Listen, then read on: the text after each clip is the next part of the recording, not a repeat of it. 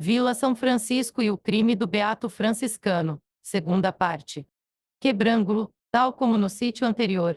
Rapidamente o local foi ocupado por centenas de romeiros que cuidaram de criar condições de sobrevivência para todos na vila que se formava e que já tinha recebido como padroeiro São Francisco de Assis.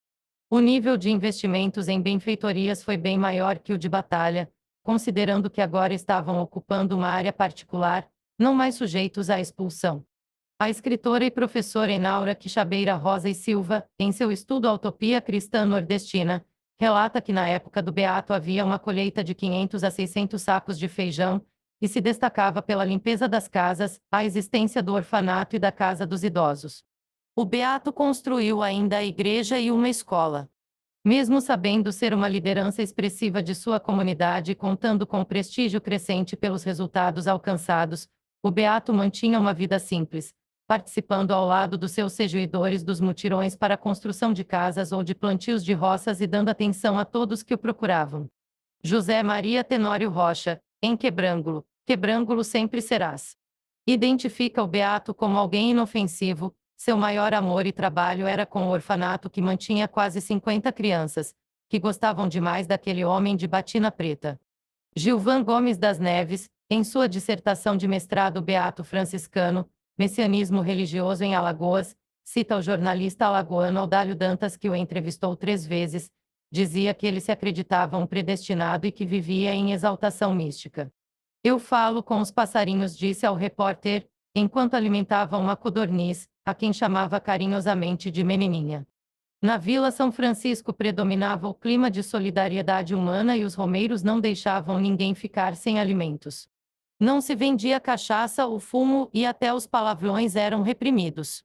As missas eram celebradas pelo vigário de Quebrangulo, que não se cansava de elogiar o bom comportamento e a atenção dos romeiros durante os cultos. O franciscano também contribuía generosamente para as obras da Igreja Católica. As festas organizadas por ele em homenagem a São Francisco atraíam multidões e a vila tinha que improvisar alojamento e alimentação para uma população muito superior às permanentes romarias. Mesmo sem saber ler ou escrever, conseguia se comunicar com as autoridades. Para enviar uma carta, pedia a ajuda dos romeiros alfabetizados. Compensava a falta de estudos com uma boa memória, o que facilitava ordenar os assuntos para suas pregações. No início dos anos 50, quando já estava bem estabelecido em Quebrangulo, o franciscano planejou uma visita à Batalha, local de onde foi expulso em 1938. Era uma espécie de vingança. Queria mostrar o que poderia ter feito por aquele município. Para aumentar o simbolismo do seu retorno, mandou os carpinteiros construírem um enorme cruzeiro utilizando os troncos de 2 grandes árvores. Essa cruz seria carregada pelos fiéis até Batalha, onde seria fincada na serrinha. Após muito preparativos, teve início a caminhada, mas logo se observou que a cruz era muito pesada. Programou-se então o revezamento dos carregadores para intervalos de tempo razoáveis. Mesmo assim, alguns reclamavam que mal conseguiam levantá-la. Notando que na verdade as pessoas preferiam caminhar ao seu lado, permanecendo poucos no transporte da cruz, o beato mandou parar a procissão e subiu na cruz. Ficou de pé no cruzamento das pranchas e pediu a levantassem para continuar a caminhada. Imediatamente a cruz ficou leve e pode ser conduzida com facilidade.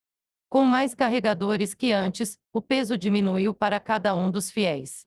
Quando o franciscano descia, reduzia a quantidade dos carregadores e a cruz voltava a ficar pesada.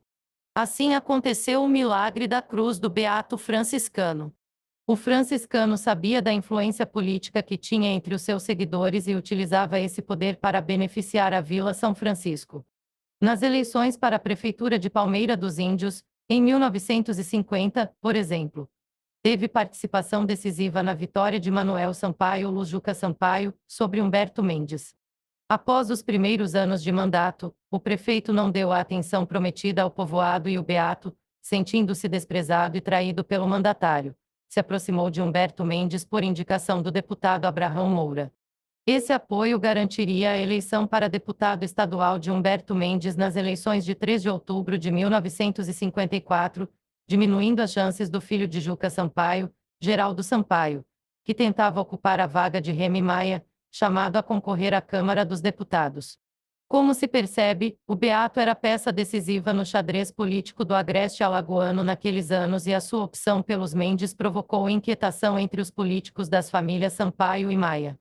No dia 30 de julho de 1954, uma sexta-feira, a Vila São Francisco vivia os preparativos para a tradicional festa de aniversário do franciscano, prevista para acontecer entre os dias 12 e 15 de agosto.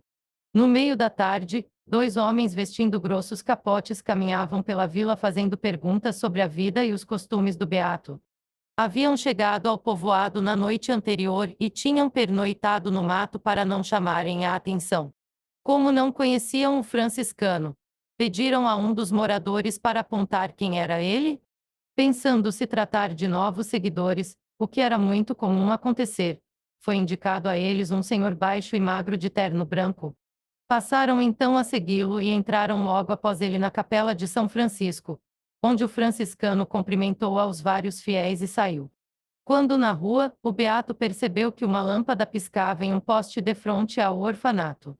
Passava um pouco das 8 horas da noite quando pediu para que Francisco Inácio da Silva providenciassem uma escada enquanto ia até a sua casa buscar outra lâmpada. Estava sobre a escada rosqueando a nova luminária quando recebeu 2 tiros de um dos pistoleiros e mais 2 do outro. Mal conseguiu descer a escada e caiu para morrer em seguida. Francisco Inácio tentou impedir os tiros se jogando contra os autores dos disparos, mas também foi atingido mortalmente. Para garantir que o crime tinha sido realizado como contratado, um dos assassinos aproximou-se do corpo caído do beato e deferiu-lhe mais 2 tiros a queima-roupa.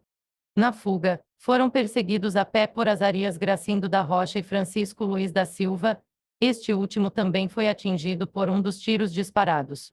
Foi socorrido e transportado para Maceió. Há informação, não comprovada, que faleceu posteriormente. Azarias Gracindo ainda continuou na perseguição e somente não morreu porque os assassinos não tinham mais balas. Mas só desistiu ao receber uma coronhada de revólver na cabeça. O enterro do franciscano ocorreu na tarde do domingo, 1º de agosto, e seu caixão foi levado por uma multidão de fiéis. Vila São